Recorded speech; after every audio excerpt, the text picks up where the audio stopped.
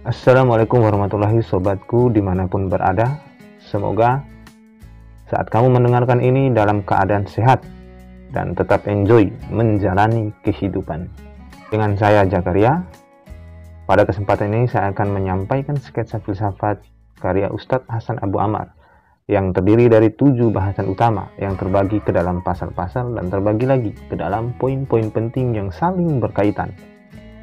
Buku sketsa filsafat ini mudah untuk dipahami, sehingga pas banget deh bagi peminat filsafat, baik yang baru saja memulai belajar filsafat maupun yang sudah lama mendalami filsafat.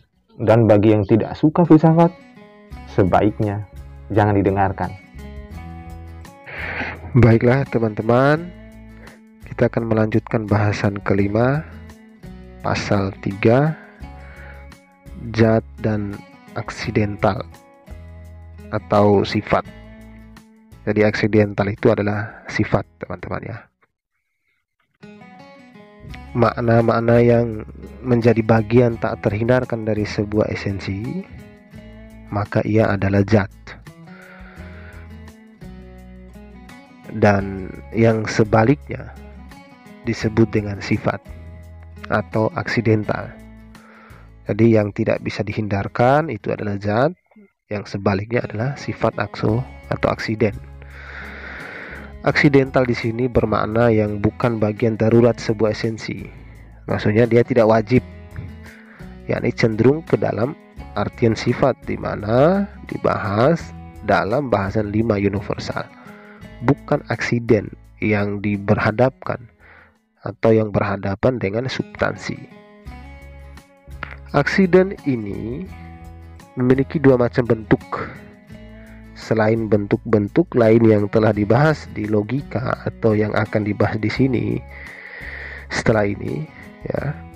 Predikasi dengan penambahan, yaitu yang keaksidentalannya itu memerlukan adanya penambahan sesuatu kepada subjek yang disifatinya, seperti yang putih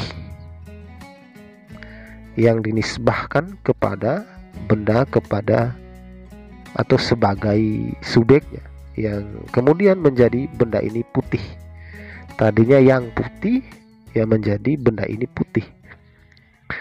Di mana dalam hal ini jelas perlu penambahan. Putih pada benda tersebut, ya, predikasi dengan luar predikat, yaitu yang tidak perlu adanya penambahan tersebut, seperti atas dan bawah yang dinisbahkan kepada lantai. Jadi ada beberapa hal yang harus kita bedakan, atau hal-hal yang membedakan antara zat dan sifat. Yang pertama, tetapnya zat terhadap esensi tidak perlu atau tidak memerlukan perantaraan. Berbeda dengan aksidental, sebab zat itu diambil dari sisi esensi itu sendiri. Dengan demikian, maka tetapnya zat tersebut atau terhadap esensinya tidak memerlukan perantara. Yang kedua, tetapnya zat terhadap esensi tidak memerlukan sebab. Dengan alasan yang sama dengan yang di atas tadi atau yang sebelumnya di bahasan pertama, jadi sebab bagi esensi tidak menjadikannya esensi lalu memberikannya zat-zat yang dikandunginya. Tapi dengan mewujudkannya berarti sebabnya telah pula mewujudkan bagian-bagian zat yang dikandunginya secara darurat dan otomatis. Oleh karena itu, sebab bagi adanya zat bukan sebab bagi esensi itu, tapi esensi itu sendirilah sebab bagi mereka.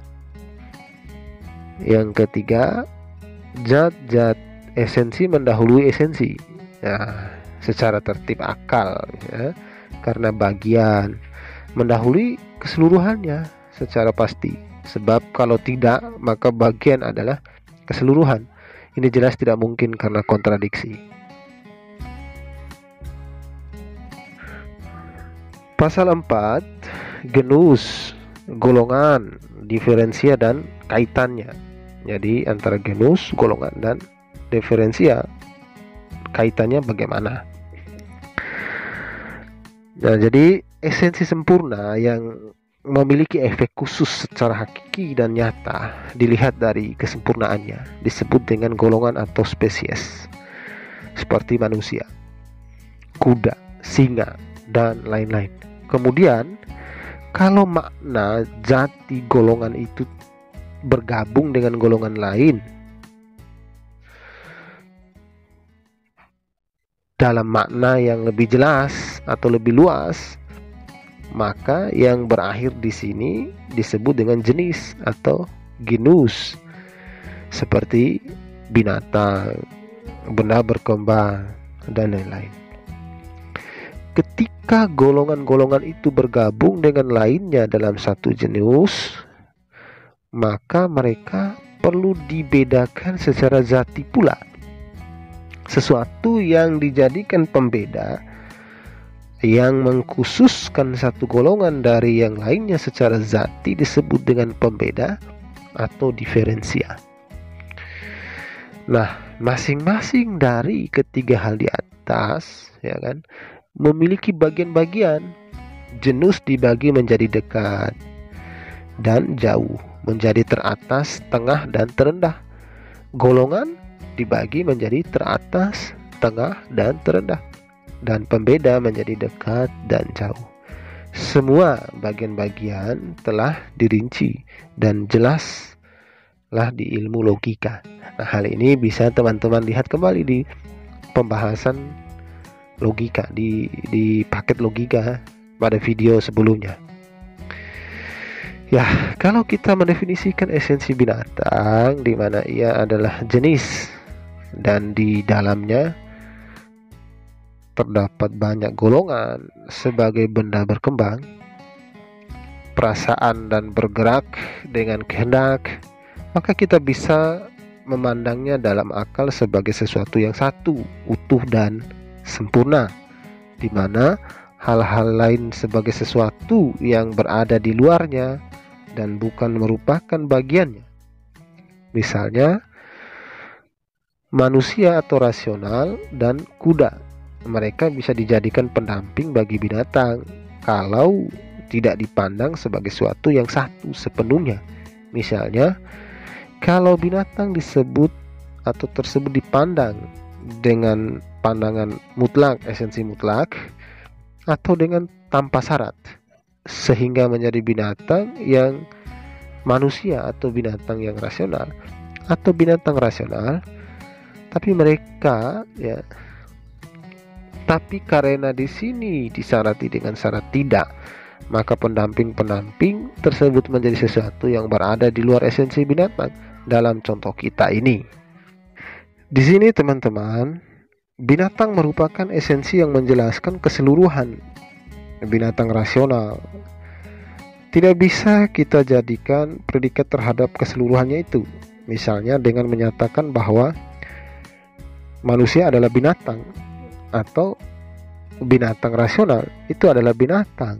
Begitu pula ia binatang tidak bisa dijadikan predikat untuk bagian lainnya yang dapat dijadikan pendamping baginya itu, yaitu rasional. Misalnya dengan menyatakan bahwa rasional adalah binatang. Dalam keadaan seperti ini, teman-teman sekalian, esensi disebut sebagai meter, atau bahan, dan berposisi sebagai sebab bahan bagi keseluruhannya, yakni binatang dalam contoh di atas adalah sebab bahan bagi binatang rasional. Tetapi kita bisa memandang esensi binatang itu sebagai pendamping bagi golongan-golongan yang dicakupinya. Misalnya memandangnya sebagai binatang yang ada pada manusia, kuda, harimau, dan lain-lain.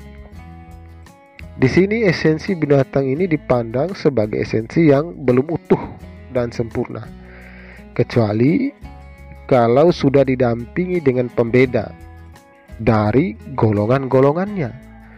Misalnya binatang rasional sebagai esensi manusia.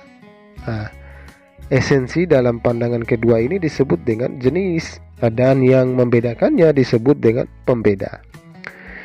Kedua sisi pandang yang terjadi pada bagian persamaannya seperti binatang terjadi pula pada bagian pengkhususnya, seperti manusia atau rasional, kuda, dan lain-lain. Oleh karena itu teman-teman, sesuai dengan pandangan pertama, utuh dan sempurna, pengkhusus ini disebut dengan bentuk atau form atau term. Di sini ia merupakan bagian yang tidak bisa dijadikan predikat pada keseluruhannya dan juga pada bagian lainnya. Misalnya, rasional.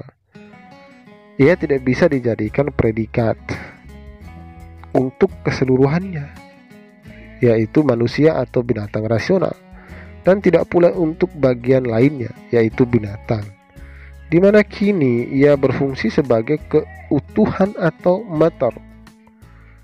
Sesuai dengan pandangan pertama terhadapnya itu, ya, jadi kita tidak bisa mengatakan bahwa binatang adalah rasional atau manusia adalah rasional. Ya, kalau binatang rasional adalah rasional, ya sulit gitulah. Jadi tidak bisa kita katakan demikian.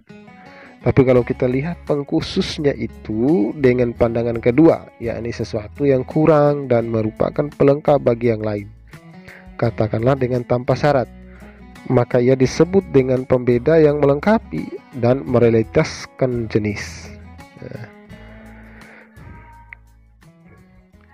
Maka dengan itu teman-teman, ya, dari beberapa hal di atas tadi atau yang baru saja kita bahas itu dapat kita pahami, ya. Yang pertama itu adalah jenis adalah golongan yang belum jelas dan terrealisasi, sedang pembeda adalah golongan yang sudah jelas dan terrealisasi. Yang kedua, gabungan jenis dan pembeda mempredikati golongan dengan predikat pertama, dan hubungan antara keduanya adalah bahwa jenis sebagai aksidental umum bagi pembeda dan pembeda sebagai aksidental khusus baginya. Keduanya saling mempredikati dengan predikasi kebanyakan. Ketiga, tidak mungkin adanya dua jenis dan dua pembeda dalam satu tingkatan untuk satu golongan, sebab kalau tidak, berarti satu golongan adalah dua golongan pada waktu, sisi, dan tempat yang sama. Dan yang demikian adalah mustahil karena melazimi kontradiksi.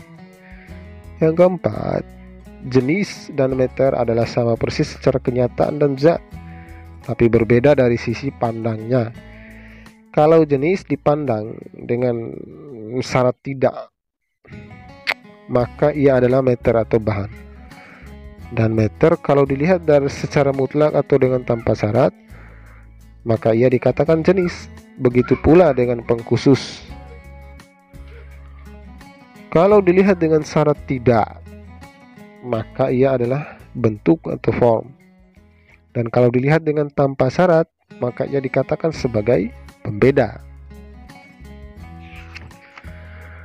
Yang kelima, meter atau form ada yang ada dan nyata di eksternal, manakala hanya adalah substansi material atau bendawiah. Oleh karena itu, keduanya diambil dari keberadaan luar akal atau eksternal. Setelah itu, ketika akal memandangi keduanya sebagai tanpa syarat, maka mereka disebut dengan jenis dan pembeda. Yang keenam, aksidental eksternal adalah keberadaan yang sederhana, di mana tidak memiliki gabungan bahan atau meter dan bentuk atau form. Karena itu, perbedaan mereka kembali kepada persamaannya. Akan tetapi, karena akal menemukan pada diri mereka persamaan dan perbedaan, maka ia menjadikan penemuan itu sebagai jenis dan pembeda. Lalu setelah itu memandanginya sebagai dengan syarat tidak. Maka jadilah mereka itu untuk meter dan form secara jelas dalam akal atau internal, bukan eksternal. Ya, demikianlah untuk bahasan golongan, ya, genus dan diferensia dan kaitannya serta zat dan aksiden. Jadi ada perbedaan keduanya. Semoga bahasan kelima pada pasal 3 dan 4 ini dapat bermanfaat dan dimanfaatkan sebagai tambahan literasi dan bahan telaah teman-teman yang mencintai atau menyukai filsafat. Akhir kalam saya ucapkan billahi taufik wal hidayah. Wassalamualaikum warahmatullahi wabarakatuh.